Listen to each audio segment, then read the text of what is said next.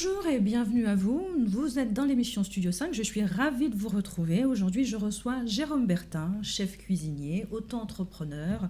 Donc, il va nous parler de lui. D'abord, Jérôme Bertin, vous savez que vous avez... Bonjour d'abord. Bonjour. Comment ça va? Ça va très bien, merci. Très heureux d'être parmi vous. Vous savez que vous avez un homonyme?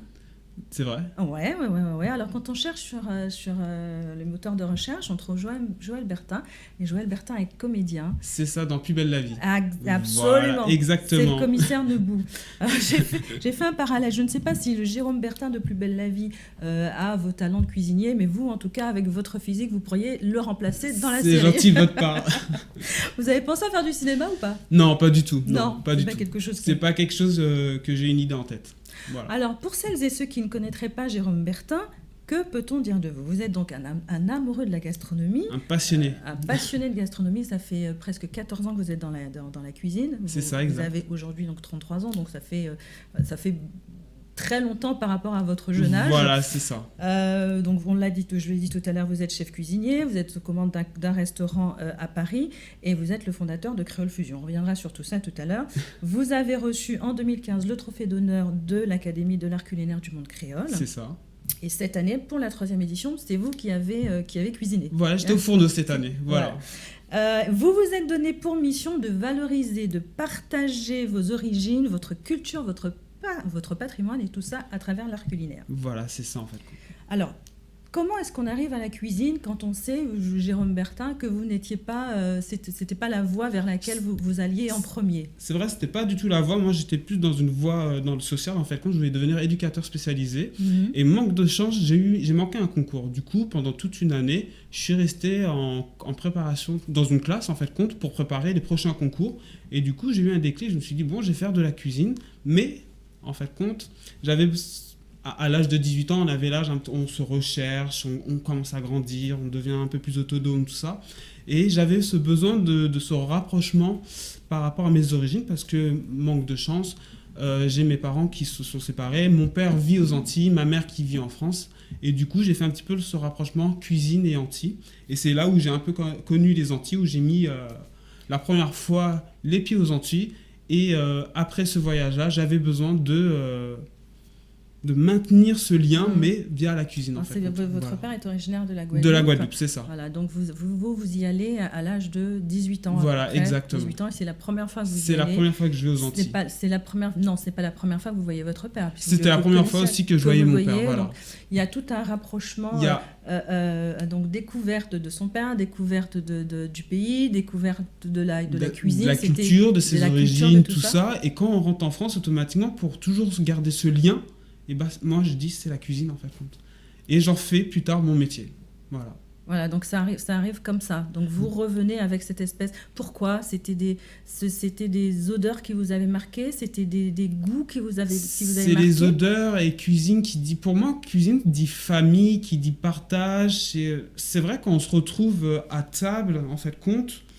Bah, c'est avec la famille et j'avais besoin de partager. Et je me suis dit, plus tard, quand j'aurai des enfants, automatiquement, je veux que mes enfants goûtent à cette culture, à cette cuisine, qui disent, je sais c'est quoi un colombo, je sais c'est quoi cette épice. Il fallait que je leur apporte ça, en fait. Je me suis préparé, en fait. Voilà. Ce que j'ai pas eu auparavant. C'est quelque chose qui ça vous a rapproché de votre père, cette recherche? Ça nous a rapproché un petit peu... Pas tellement, je ne vais pas rentrer dans les détails, mais par rapport à la Guadeloupe, oui, ça m'a rapproché, en fait. Ça m'a rapproché. C'était plus la Guadeloupe que mon père, en fait. Voilà. D'accord.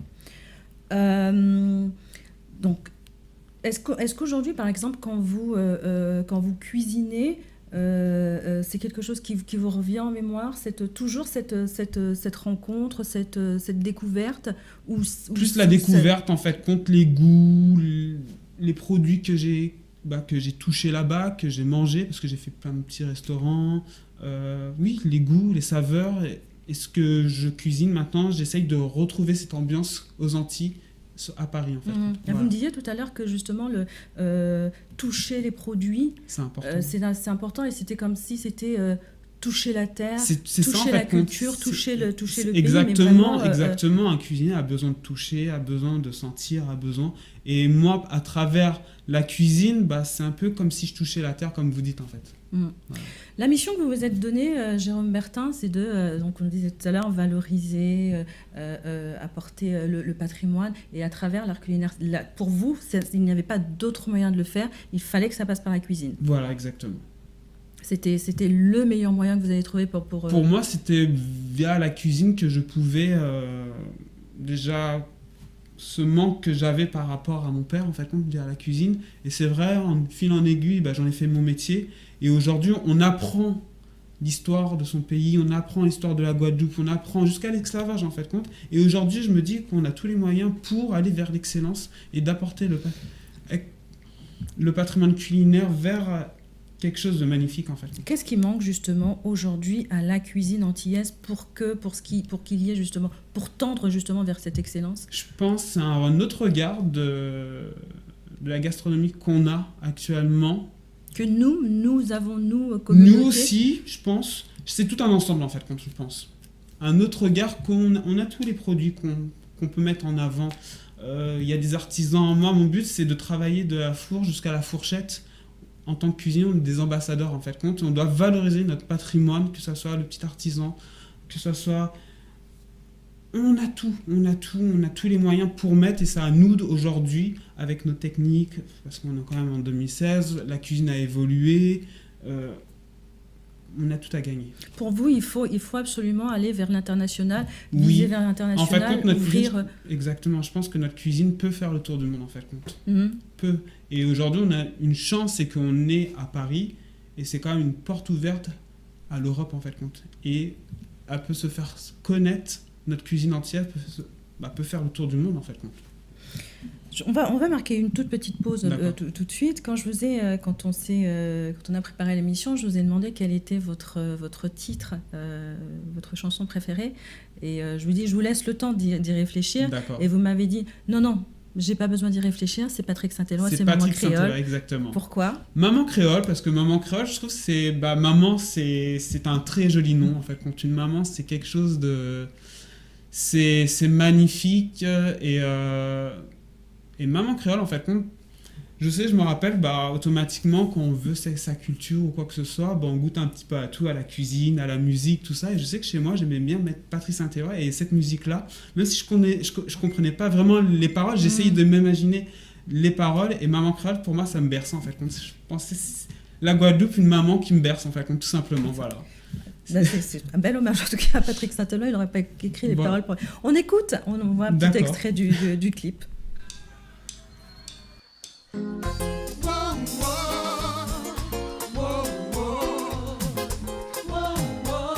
C'est nous qui vous passe love, yeah.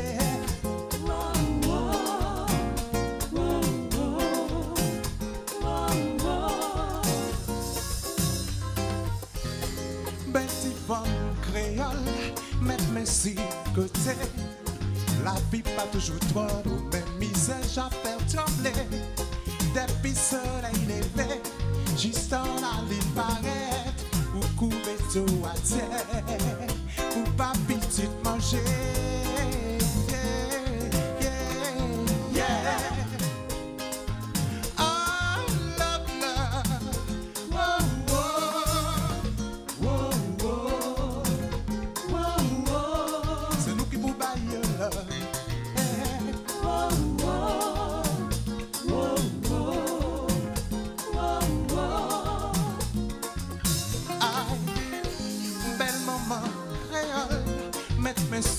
Côté, la vie pas toujours trop lourd, mais l'amour j'ai fait trembler.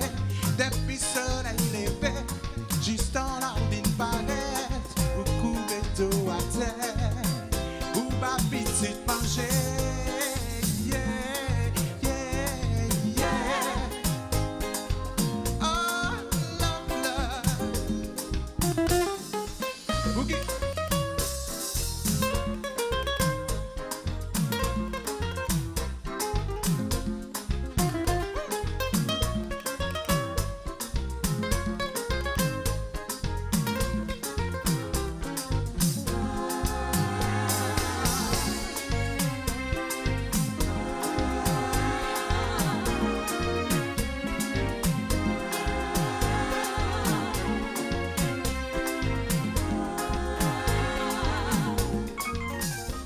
Voilà, très jolie chanson de Oui, Patrick exactement. Saint-Éloi. Voilà, donc Maman Créole, c'était du live, encore, c'était encore mieux. Vous avez à cœur on l'a dit tout à l'heure, de sublimer les plats, mais aussi de les rendre plus accessibles à tout un chacun. Comment vous vous y prenez pour ça? C'est-à-dire, bon, moi, en fait, compte, c'est vrai que ma base de la cuisine, bon, j'ai vécu plus en France qu'aux Antilles, parce qu'aux Antilles, en fait, compte, bah, j'y vais Ouais, enfin, pour les vacances. un très peu comme légèrement pour aller en vacances, en fait, compte. Et c'est vrai que j'essaye de mettre une touche un peu européenne, en fait, compte, un peu gastronomie française, en fait, compte, dans mes assiettes. Voilà, on appelle ça. Pourquoi le nom Créole Fusion? C'est entre la cuisine traditionnelle que j'ai appris en France et ce que moi-même j'ai appris aux Antilles, la cuisine. C'est une fusion, en fait. Voilà. Vous êtes beaucoup aussi dans le partage. C'est-à-dire que vous Exactement. partagez beaucoup avec les professionnels comme vous, comme le chef dont je ne me rappelle plus, Rudy Colmar. C'est ça, exactement. Vous partagez également beaucoup avec l'artisan Naomi Martineau, qui est une chocolatière. Voilà. Ouais. Et en plus, vous partagez énormément donc avec nous, avec ceux qui ont envie de connaître, au travers d'ateliers que vous organisez tous les mois, une fois, une ou deux fois par mois. Oui, à peu près une fois par mois avec le docteur Marie-Antoinette Séjean. De Nutri-Créole. Voilà. Non, c'est important de partager notre savoir-faire, en fait. Comment vous organisez ça? Donc, dans Marie-Antoinette qu'on voit à l'écran. Comment vous organisez ça? Comment ça se présente? Qui peut y venir? Comment est-ce qu'on y vient? Tout le monde, souvent, via, maintenant, on a la chance pour communiquer un atelier via les réseaux sociaux, Facebook, Instagram, tout ça, en fait, compte. Et après, vraiment, c'est de fil en aiguille, comme ça, les gens voient et s'inscrivent. Bouche à oreille, tout ça, et les gens, ils viennent. Et c'est vrai que le premier atelier, on était peut-être 6 personnes. Et le deuxième atelier qu'on a fait avec le docteur Séjean, on était au moins une vingtaine dans la pièce. C'était une toute petite pièce, ça a vraiment pris et ça tourne autour de quoi? Alors, comment ça se passe? Alors, ça se tourne souvent sur les produits antillais, sur la gastronomie antillaise, en fait, compte. Et le docteur Séjean intervient sur le bien-être du produit, comment le cuisiner, pas très gras, diététiquement, en fait. Voilà. Donc les gens sont là, les gens sont invités, chacun met un tablier. Tout le monde a un petit tablier, moi je présente les produits, tout le monde patauge, je reproduis ce que je fais avec eux, en fait. Ouais. Voilà. D'accord. Donc la création de Créole Fusion, ça date de quand? Alors Créole Fusion, en fait, le nom, en fait, ça a commencé en 2011, en fait, C'était sous le nom de Cuisine Antillaise et Réunionnaise à domicile. J'étais avec un associé, Guillaume, et du coup, on a duré pendant 4 ans, et du coup, chacun a voulu arrêter. Voilà. Et du coup, j'ai repris il y a à peu près 2 ans, et sous un autre nom, Créole Fusion, et tout seul, et plus mettre en avant mes origines, moi, en fait. Voilà, c'était plus moi, en fait, dans cette entreprise, en fait. C'est plus moi. Plus mon reflet, en fait. Quand vous allez à domicile, puisque vous êtes également chef à domicile, quand vous allez à domicile, ce sont des plats que vous emmenez vos plats chez le client ou vous vous adaptez à ce que veut le client? Je m'adapte souvent, je vais chez le client et je fais un menu personnalisé, en fait. Donc, j'ai pas vraiment quelque chose d'établi, une plaquette où on va manger ceci.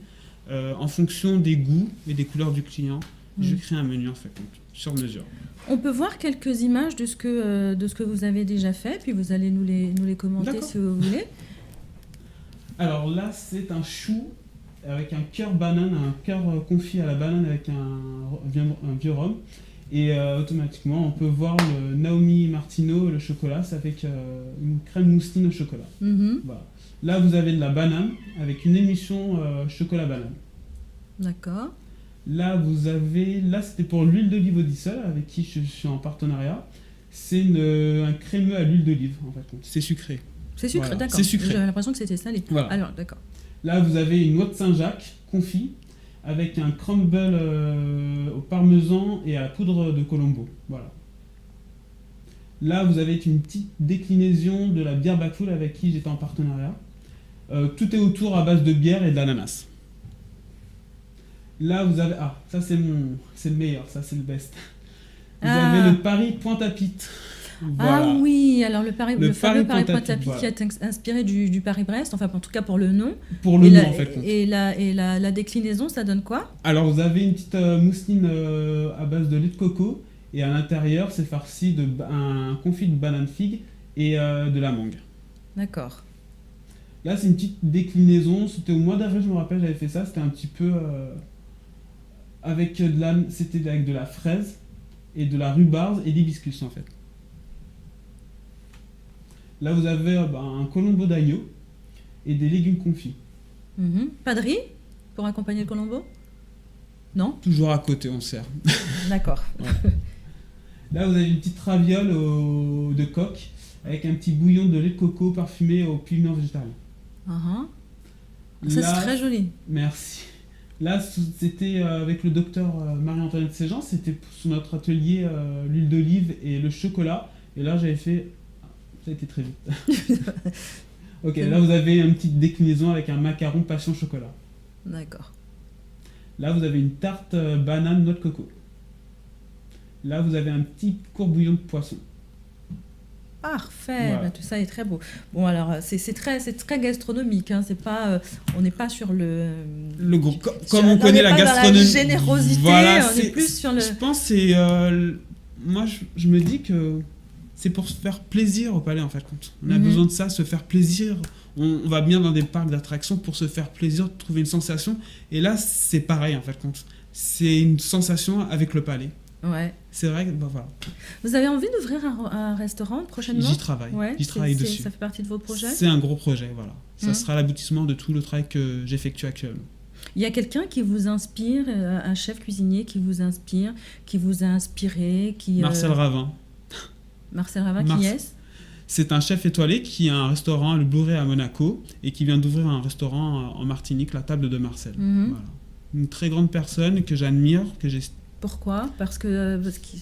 Je le connais pas personnellement, mais à travers son travail que je vois, c'est un artiste pour moi.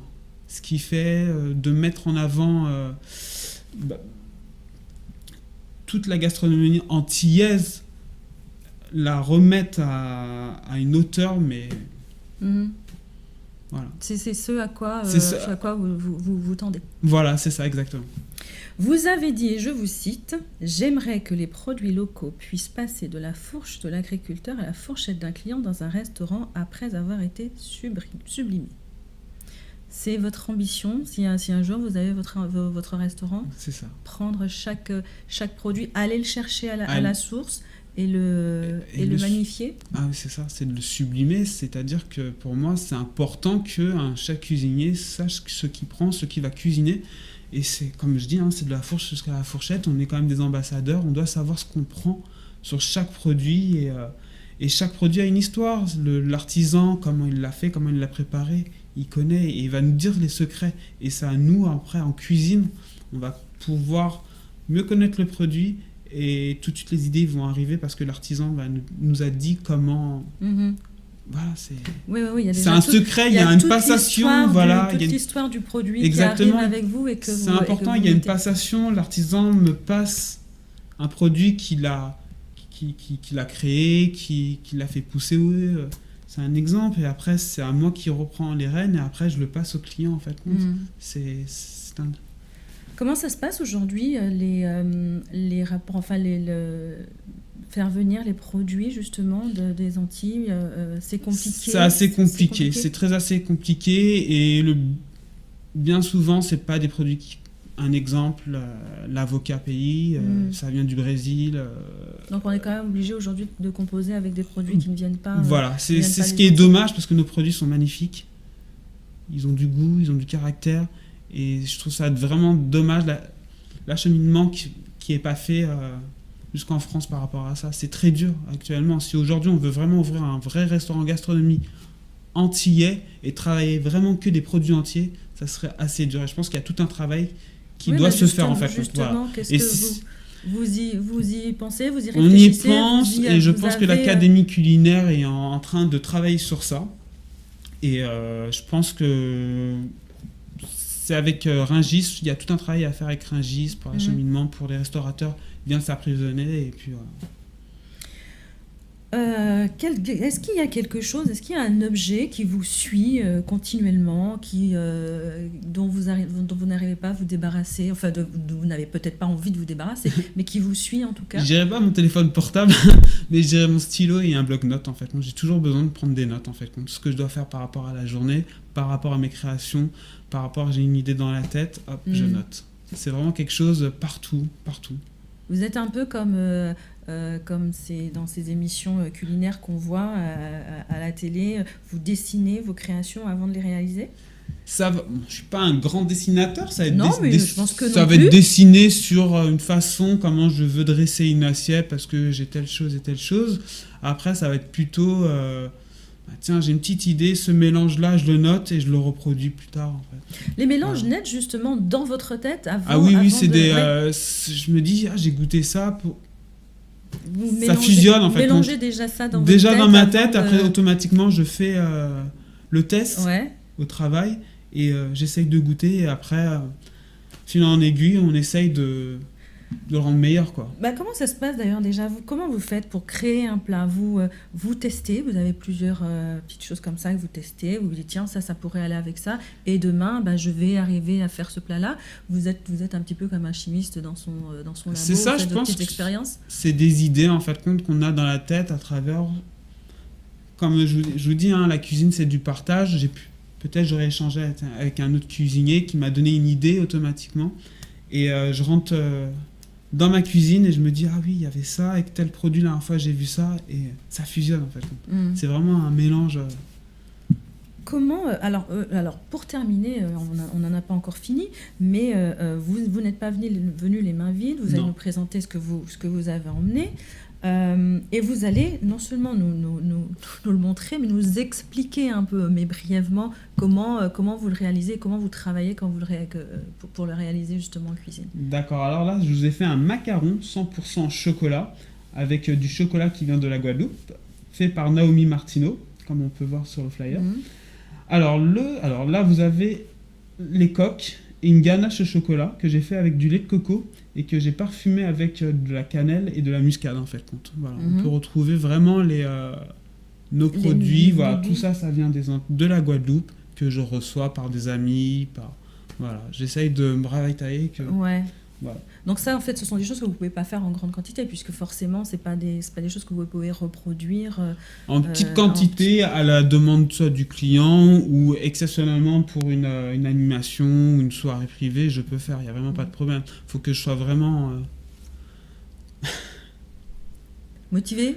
Non ? Pas motivé, mais qu'on me dise le jour, tiens Jérôme, fais-nous 200 macarons, et j'essaierai tout pour avoir les produits en fait. Ouais, voilà. D'accord. Il y a une phrase où il y a une devise, il y a quelque chose qui vous motive, qui vous fait avancer, Il y a 2 phrases, c'est sublimer l'excellence. On attend les explications. Voilà. Sublimer l'excellence. Alors, l'excellence, pour moi, c'est se donner la peine de travailler très dur pour arriver à quelque chose, à une fin, en fait, compte. Et sublimer ça à nous, par rapport à nos acquis, à notre expérience, de faire quelque chose de très joli. C'est simple, de faire quelque chose de très joli et d'essayer de le faire. Et de bon. Voilà. C'est vraiment simple, en fait, compte. C'est ça. Qu'est-ce que vous voulez transmettre aux jeunes à votre génération, parce que vous êtes tout jeune, mais à ceux qui vont arriver, qui ont envie de faire de la cuisine, qu'est-ce que vous pouvez leur dire aujourd'hui? Comment on peut les emmener justement à la cuisine? À la cuisine, ouais. Déjà, je pense qu'il faut commencer par d'être... Il faut être passionné, je pense, pour ce métier-là. Il faut vraiment être passionné et ne pas se dire que je fais ce métier-là parce que c'est la seule... Ouais, parce que c'est tout ce qui restait. Voilà, par dépit, quoi. C'est un métier très dur, et je vois pas beaucoup mes enfants, pas beaucoup ma femme actuellement, et c'est vrai que c'est la passion qui passe en avant, et il y a un moment dans sa vie, si on fait de la cuisine, il faut laisser un petit peu de... Pas vraiment de mettre de côté sa famille, mais des fois on est obligé pour avancer en fait. Voilà, c'est ça, le partage, c'est très important en tant que chef cuisinier de partager, de former d'autres personnes. Et je pense que voilà, je pense qu'il y a pour être cuisinier, il faut être passionné. Il faut vraiment être passionné et se dire tous les jours, j'arriverai à un but en fait. Il faut avoir de toute façon cette envie de. C'est une envie de en donner, fait. de donner du bonheur. C'est donner. C'est vraiment donner du plaisir aux autres avant de se donner du plaisir en fait. Ouais. Voilà. Enfin, le plaisir vient que l'on après. Ressent, on le ressent, transmet. mais le plaisir vient par rapport aux clients quand ils nous disent que c'est bon. Voilà, la critique, c'est là où on se dit là, on y arrive. J'ai fait quelque chose et je suis arrivé au bout de ce travail. En tout cas, c'est quelque chose. C'est un métier relativement dur. C'est un métier qui est. On dit que c'est dur, mais la passion cache tout en fait. Voilà. Ouais. Cache tout en fait. Et ben on va rester sur ça parce que c'est bien. Même si le métier est dur, en tout cas la passion l'emporte sur la pénibilité, je sais pas si ça existe comme mot, mais de la tâche. D'accord. Merci. Merci, à très bientôt. Merci d'être venu. Et merci pour votre invitation. Et puis écoutez, on vous retrouve sur les réseaux sociaux comme voilà, Créole Fusion. Voilà. N'hésitez pas. Merci à vous et puis écoutez, on se retrouve très très bientôt pour un nouveau numéro de Studio 5. À bientôt, au revoir.